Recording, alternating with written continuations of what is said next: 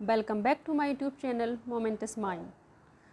Today I explain most important key fact and important topics और जो हमारा literary period है इंग्लिश लिटरेचर का यूपी टीएसटी पीजीटी में उसका जो सबसे इम्पोर्टेंट पीरियड है जो रिनेशा हम देखने जा रहे हैं।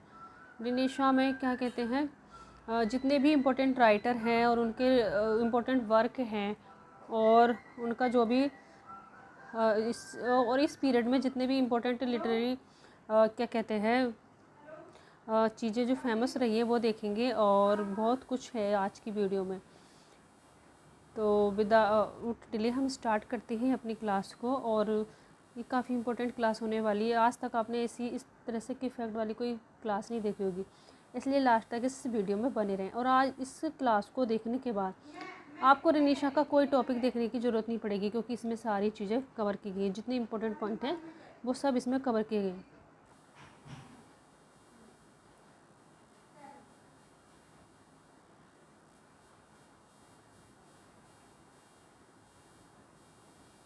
चलिए हम देखते हैं रिनिशा में क्या क्या इंपॉर्टेंट पॉइंट हैं। रिनिशा जो था वो उसका हम पहले स्ट्रक्चर देखते हैं, बेसिक मैप देखते हैं क्या क्या होता है। सबसे पहले देखो रिनिशा का मतलब क्या होता था, मीनिंग ऑफ रीबर्थ। रीबर्थ मतलब रिवाइवल किसका हुआ था, जो क्लासिकल नॉलेज थी, लिटरेचर था और साहित्य, ये सब इस चीज़ की जो क्या हुआ था रिनेशा मतलब हो गया न्यू बर्थ, नया जन्म, पुनर्जीवित करना किसी चीज़ को।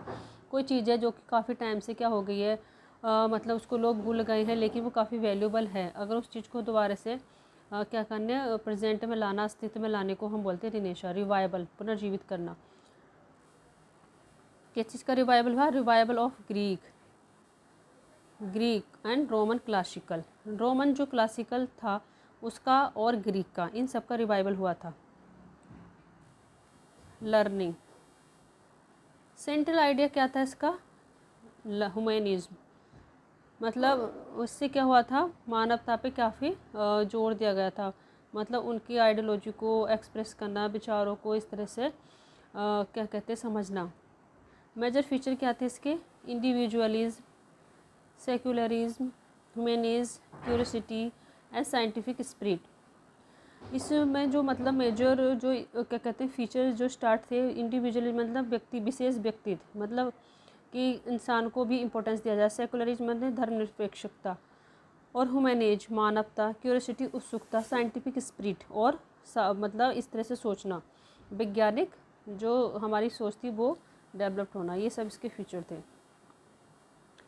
मेजर लिटरेरी इफेक्ट क्या थे, rise of drama and poetry plus pros.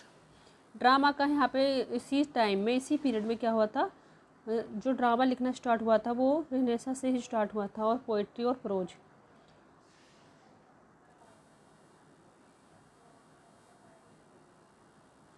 Major as क्या थी, एलिजाबेथ एज, और इस एज को किस नेम से जाना जाता है, रिनेशा को एलिजाबेथ एज के नाम से जाना जाता है। ग्रेटेस्ट फिगर क्या था, इसमें सबसे ज़्यादा इंपॉर्टेंट जो राइटर थे, मोस्ट इंपॉर्टेंट राइटर वो थे विलियम शेक्सपियर, क्योंकि रिनेशा का जो पीरियड था उसमें विलियम शेक्सपियर के काफ़ी वर्क जो है इसी पीरियड में आए थे।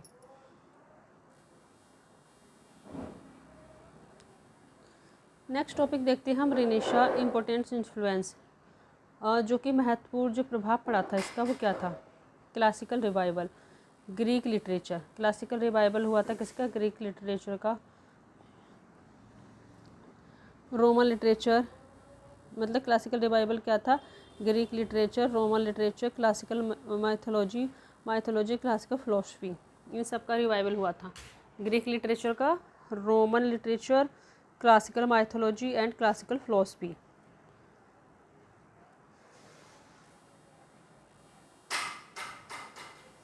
अदर मेजर इन्फ्लुएंस क्या थे, इटालियन रिनेशा, और इनका जो क्या कहते हैं और भी इन्फ्लुएंस पड़ा था किसका, रिनेशा था। कहाँ पे, इटालियन रिनेशा एंड ह्यूमैनिज्म पर रिफॉर्मेशन हुआ, प्रिंटिंग प्रेस हुई, जियोग्राफिकल डिस्कवरीज हुई और साइंटिफिक थॉट।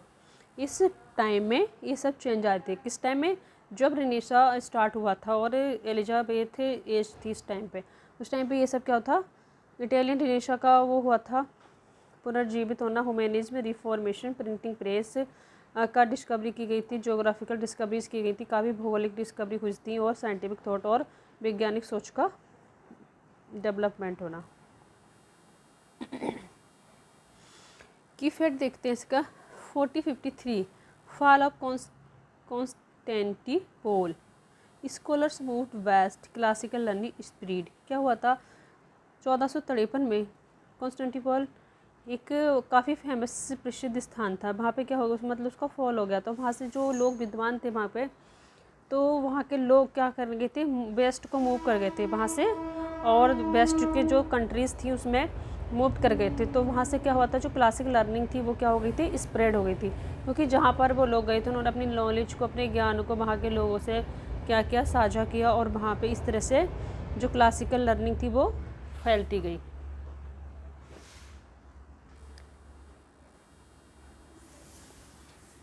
रेनिशा राइटर्स, अब देख लेते हैं हम इस पीरियड के जो इम्पोर्टेंट राइटर्स थे कुछ मैपिंग के द्वारा, वो कौन कौन थे और उनके क्या वर्क थे। और ये बस इसमें यही इंपॉर्टेंट पॉइंट है जो कि हमारे एग्जाम ओरिएंटेड है, मैंने वही इंक्लूड किए हैं और ये पूछे जाते हैं, इसलिए इस क्लास में कोई भी ऐसा पॉइंट इंक्लूड नहीं किया है जो कि आपके लिए बेनिफिट नहीं है। एक एक पॉइंट इसमें काफ़ी बेनिफिट है, और आपको नोट बनाने चाहिए, और उसको एक नहीं 2-3 बार इस वीडियो को देखें। भले ही आपको वीडियो की क्वालिटी इतनी अच्छी नहीं लगे, लेकिन इसमें कंटेंट काफ़ी वैल्यूबल है। एडमंड स्पेंसर, एडमंड स्पेंसर जो इस टाइम के राइटर थे। स्पेंसर ने क्या लिखा है, स्पेंसर ने लिखा है फेरी क्यून और स्पेंसरियन स्टेंजा, पोएट्स पोएट कहा जाता है इनको। एलेगरी लिखी और एलिजाबेथ फर्स्ट के शासनकाल में ये थे। ये क्या है, हम की फैक्ट याद कर रहे हैं। सबसे इंपॉर्टेंट राइटर इसमें एडमंड स्पेंसर से, जिनको क्या कहा जाता है, पोएट्स पोएट, ठीक है। और फेरी क्यून लिखी इन्होंने। स्पेंसर ने क्या लिखा, सबसे इंपॉर्टेंट उनका जो वर्क है वो है फेरी क्यून, और एलेगरी और स्टेंजा वो एलिजाबेथ फर्स्ट के शासनकाल में थे। की फैक्ट हम याद करेंगे, फेरी क्यून, स्पेंसरी, स्टेंजा, पोएट्स पोएट। ये इंपॉर्टेंट क्यों की फैक्ट हैं जो कि पूछे जाते हैं कि किसको पोएट्स पोएट कहा जाता है, स्पेंसर को। और इन्होंने क्या लिखा है, स्पेंसरियन स्टेंजा लिखा है और फेरी क्यून। स्पेंसरी स्टेंजा का इन्होंने क्या किया था, जिसका मतलब डेवलप किया था, इन्होंने ही स्टार्ट किया था अपनी वर्क में। नेक्स्ट जो बहुत काफ़ी इंपॉर्टेंट जो राइटर हैं वो है क्रिस्टोफर मार्लो। क्रिस्टोफर मार्लो जो हमारे यूनिवर्सिटी विट्स थे उनमें काउंट होते हैं, क्योंकि काफ़ी 65 मतलब यूनिवर्सिटी विट थे जो कि काफ़ी विद्वान थे, काफ़ी बड़ी बड़ी यूनिवर्सिटी से मतलब उन्होंने स्टडी की थी, हार्वर्ड और यूनिवर्सिटी ऑक्सफोर्ड से, तो इसलिए इनको यूनिवर्सिटी विट कहा जाता है। तो मार्लो का इम्पोर्टेंट वर्क क्या है, डॉक्टर फास्टर जो कि हमने अपने एमए में पढ़ा है, और टेम्बरलेन द ग्रेट, ये भी इनका वर्क है। The Jew of Malta, Edward second, mighty line, university wit, और इनको यूनिवर्सिटी विट कहा जाता है। की फैक्ट देख लेते हैं, तो ये याद रखने के लिए, Marlowe, mighty line, tragic hero and blank verse इन्होंने यूज की थी सबसे पहले, और माइटी लाइन और ट्रेजिक हीरो, इनकी जो जितनी भी क्या कहते हैं वर्क हैं वो क्या था, ट्रेजिडी है, और उनका जो ट्रेजिक हीरो का जो था कंसेप्ट वो यहीं से लिया गया इनके वर्क से। नेक्स्ट जो इम्पोर्टेंट राइटर है वो है विलियम शेक्सपियर। सबसे इम्पोर्टेंट क्या है, इन्होंने ड्रामा का ओरिजिन किया था, और इन्होंने क्या लिखी, 154 सोनेट लिखी, ड्रामा लिखी है, कॉमेडीज़ लिखी है, हिस्टोरीज लिखी है, ट्रेजिडी लिखी है, रोमांसेस।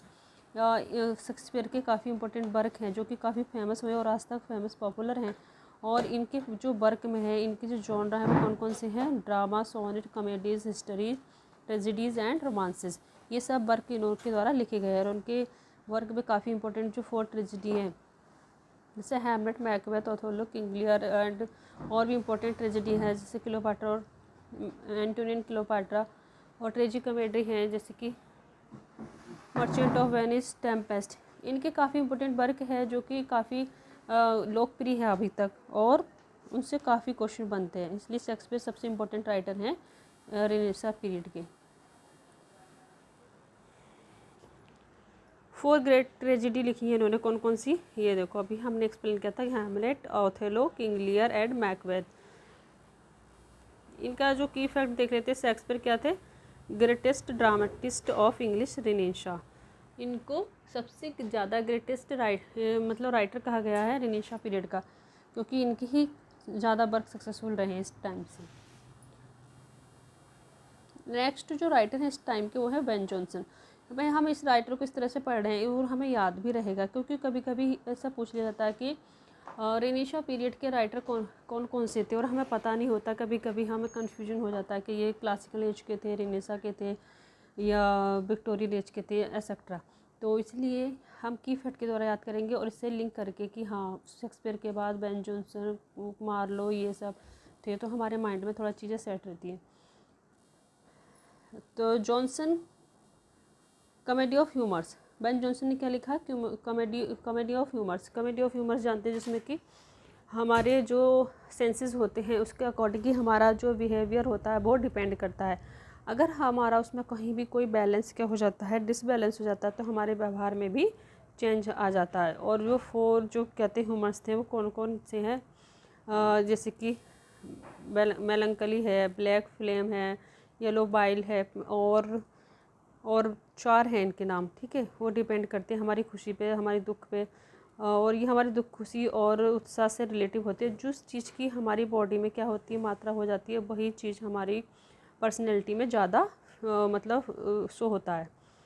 इसलिए इनका बैलेंस होना काफ़ी ज़रूरी है। इन्होंने इस प्ले में यही लिखा है, कॉमेडी ऑफ ह्यूमर्स। और इन्होंने क्या लिखा? बॉलपोन लिखा है, the alchemist, every man in his humour, ठीक है। ये सभी इनके इंपॉर्टेंट वर्क हैं। और जॉनसन के हम मैपिंग कैसे याद कर सकते हैं की फैक्ट के रूप में? Johnson, humour, satires, classical influence. Next जो राइटर है वो ये है यूनिवर्सिटी विट से है और इनका नाम है थॉमस किड। थॉमस किड कौन थे? द स्पेनिश ट्रेजिडी लिखी इन्होंने। क्या लिखा? The Spanish tragedy. Revenge tragedy भी इनके द्वारा लिखी गई है। और सेनेका इन्फ्लुएंस, और इन पे किसका इन्फ्लुएंस था? सेनेका का। और देख लेते हैं कि फैक्ट किड स्पेनिश ट्रेजिडी और रिवेंज ट्रेजिडी, ठीक है।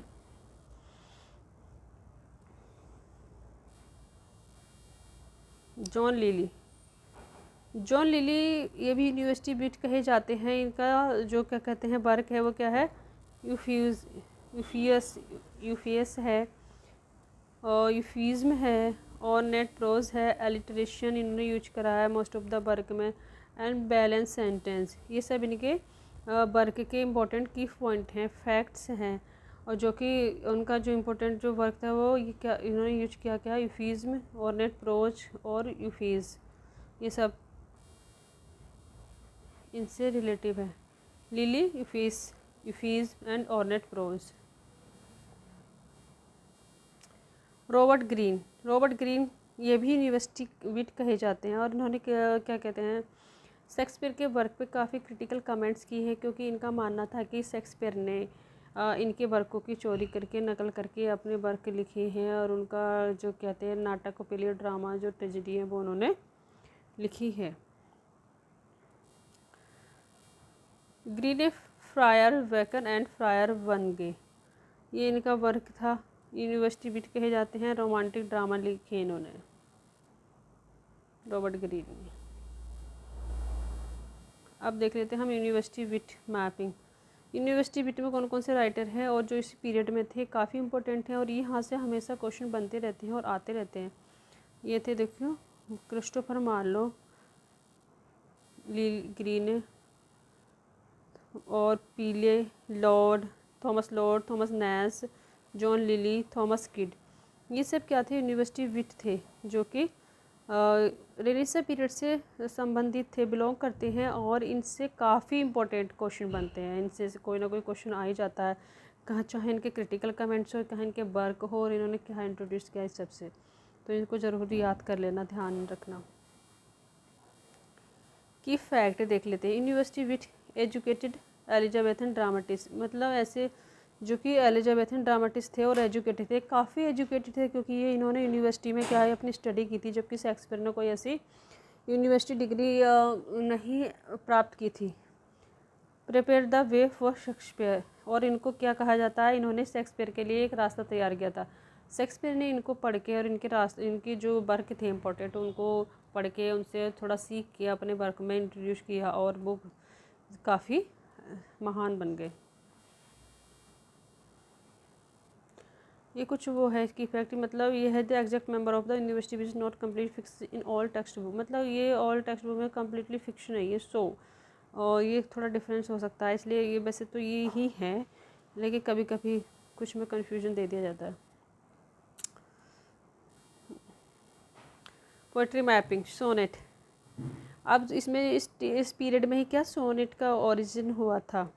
और सोनेट सोनेट क्या होती है, 14 लाइन की एक छोटी स्मॉल पोएम होती है, जिसमें कि जिसके टाइप्स होते हैं। एक तो होती है पेट्रार्कल सोनेट और एक होती है इटालियन सोनेट, एक इंग्लिश सोनेट। और इन सब का स्ट्रक्चर और जो होता है कपलेट और उनको अलग से, क्योंकि जो पेट्रार्कल सोनेट होती है उसमें क्या होता है, एक ऑक्टेव होता है और सेस्टेट होता है। और जबकि इंग्लिश जो सोनेट होती है उसमें 3 क्वार्टेन होते हैं और एक कपलेट होता है, जो कि शेक्सपियर ने इंट्रोड्यूस की थी। चलो देखते हैं पहले। इटली पेट्रार्की सोनेट, ये इसको इंट्रोड्यूस करने कौन था, yet introduce into English Octave and sextet. Octave होता है उसमें, सेक्सटेट यूजुअली ए बी, इसकी जो राइमिंग स्कीम होती है A B B A plus varied sestet, वो सी ई सी होता है। ठीक है, इस तरह से सेस्टेट होता है 3 लाइन का।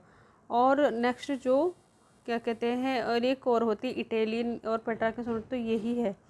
और इसको इंग्लिश और शेक्सपियरियन सोनेट कहा जाता है। यह 3 क्वार्टर और कपलेट होता है A B C D E F G. ये राइमिंग स्कीम जो है पूछ ली जाती है किसमें, एग्जाम में, इसलिए ये याद रखने वो काफ़ी इंपॉर्टेंट है।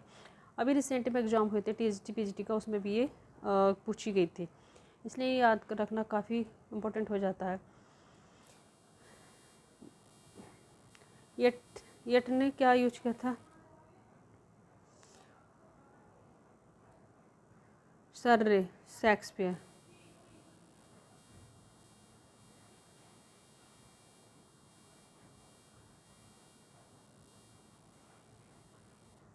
देखो सोनेट किसने इंट्रोड्यूस की थी, ये यट ने, सर्रे ने और शेक्सपियर ने। यट ने क्या था पेट्रार्कल सोनेट, सर्रे ने blank verse.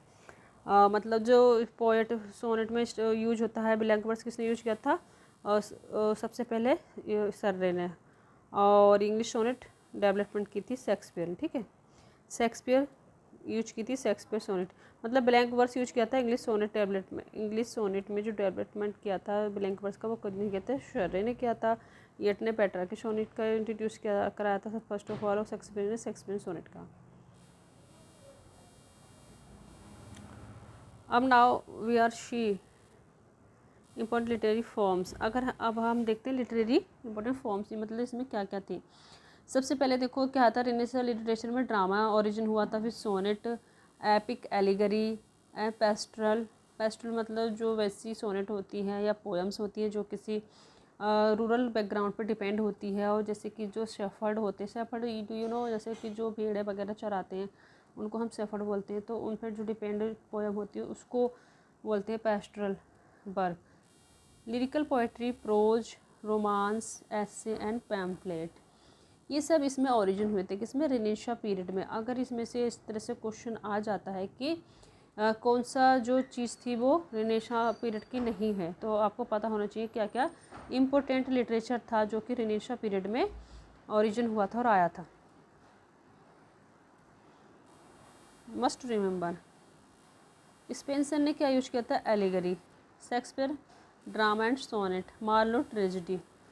So first of all जो वर्क यूज किया था रेनेसां पीरियड में, वो ये मैप, उसको ये यहाँ पे एक लिस्ट बताई गई है। मार्लो ट्रेजिडी, जॉनसन ने कॉमेडी ऑफ ह्यूमर्स, और मोर की यूटोपिया, और लिली की यूफिज्म। ये काफ़ी फेमस और इम्पोर्टेंट वर्क थे जो कि इन राइटर्स के थे, और किस पीरियड में आए थे, रेनेसां पीरियड में। प्रोज की फैक्ट मैप्स, थॉमस मोर। मोर की क्या आई थी इस टाइम पे, यूटोपिया, जो कि क्या है ह्यूमैनिज्म और आइडियल स्टेट। यूटोपिया होता है मतलब जहाँ पे मानवता को एक ऐसे एटमॉस्फेयर में रखा जाता है कि जहाँ पे सारी चीज़ें क्या होती हैं, परफेक्ट होती है। ये यूटोपिया किसका था, थॉमस मोर का।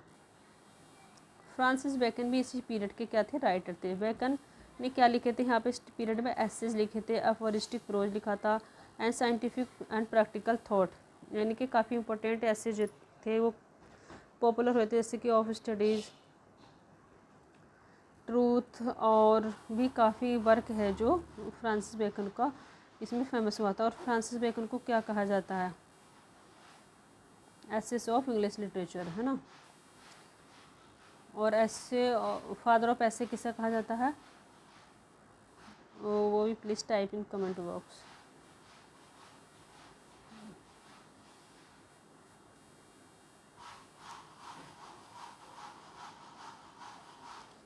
इम्पोर्टेंट फैक्ट जो थे क्या, हाँ ये पढ़े थे हम, बेकन का क्या था इम्पोर्टेंट बेकन फैक्ट क्या, Bacon is often called the father of English essay. Bacon को प्राय क्या कहा जाता था? Father of English essay.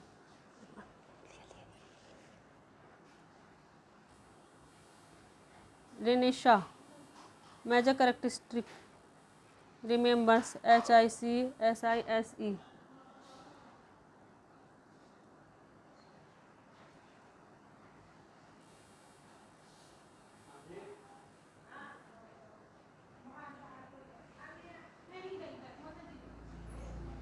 Anu parcel है, लिया मेरे ही पार्सल सूट।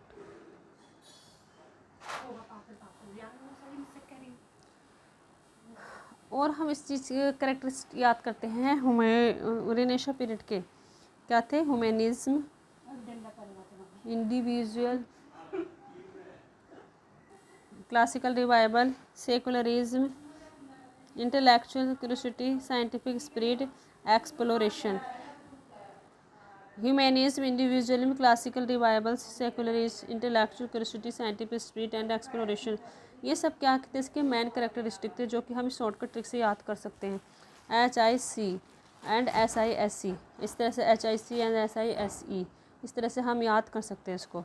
क्या थे इसके इंपॉर्टेंट की फैक्ट थे एंड करेक्टर्स थे, मेजर करेक्टर। और हम इसके एग्जाम लाइन में याद करें medieval, Renaissance, humanism, individual and modern outlook. अब देखते हैं एलिजाबेथ लिटरेचर का क्विक मैप देख लेते हैं। सबसे पहले क्या होता है, एलिजाबेथ स्टार्ट कब होती है? 50-58 से 1603। एंड क्या कहते हैं, golden age of English literature, इसको क्या कहा जाता है? Golden age of English literature के नाम से जाना जाता है। इसमें ड्रामा फ्लोरिस्ट हुआ था, ड्रामा का सबसे ज़्यादा विस्तृत मतलब फेमस हुआ था। पब्लिक थिएटर्स ग्रो हुए थे इस पीरियड में। कब? Elizabeth period. यूनिवर्सिटी विट को भी इसी पीरियड में फेमस प्रसिद्धि मिली थी। एंड मार्लो,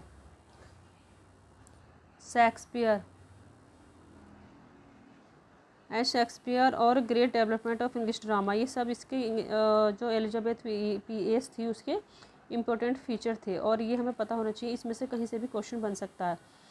गोल्डन एज कहा जाता है इंग्लिश लिटरेचर की, ड्रामा फ्लोरिस्ट हुआ था, पब्लिक थिएटर ग्रो हुए थे, यूनिवर्सिटी बीट मार्लो। 20 की फैक्ट्स और देख लेते हैं, बस 2 मिनट 5-6 मिनट में जल्दी से सुपर फास्ट रिवीजन। रेनेशा का रिबर्थ हुआ था and humanism central intellectual movement fall हुआ था, fall of Constantinople. 4076 Caxton introduce printing press into England. 5058 Elizabeth its accessions. Elizabeth age golden age of English literature, ये ने पेट्रार्कन सोनेट यूज की थी first of all, जो कि Italian थी। Sir ने blank verse in English, blank verse use किया था इन इंग्लिश में। Spenser poets poet, Spenser the Faerie Queene, Spenser stanza 9 line का होता है। मार्लो माइटी लाइन यूज की थी। Marlowe Doctor Faustus Kyd, Thomas Spanish tragedy, Thomas Lyly Euphues and Lyly euphuism ने use किया था। Jonson comedy of humours, Shakespeare greatest Renaissance drama. Globe theatre, Shakespeare name closely associated with eating, globe theatre start किया गया था renaissance period में। And 1603 beginning of Jacobean age, क्योंकि 1603 में Elizabeth first की उनकी डेथ हो जाती है, तब से क्या जैकोबिन एज स्टार्ट हो जाती है। नेक्स्ट हम थोड़ा सा मैप में ये देख लेते हैं। Renaissance, humanism, classical revival, Elizabeth age, drama, university beat, Marlowe, Shakespeare and golden age, ये सब इसके कुछ इंपॉर्टेंट की फैक्ट थी और क्वालिटी थी जो कि रेनेसां पीरियड से थी। और आज हमने रेनेसां पीरियड को पूरी तरीके से कंप्लीट कर लिया। इसमें जितने भी इंपॉर्टेंट पॉइंट थे और टॉपिक थे वो सारे हमने इस वीडियो में देखे हैं। और कोई भी अगर ऐसा मिस हुआ जो आपको नहीं पता है कि इस वीडियो में नहीं है, please type in comment box. अगर आपको ये वीडियो पसंद आई तो प्लीज़ लाइक करें एंड चैनल को सब्सक्राइब करें। And thanks for watching this video.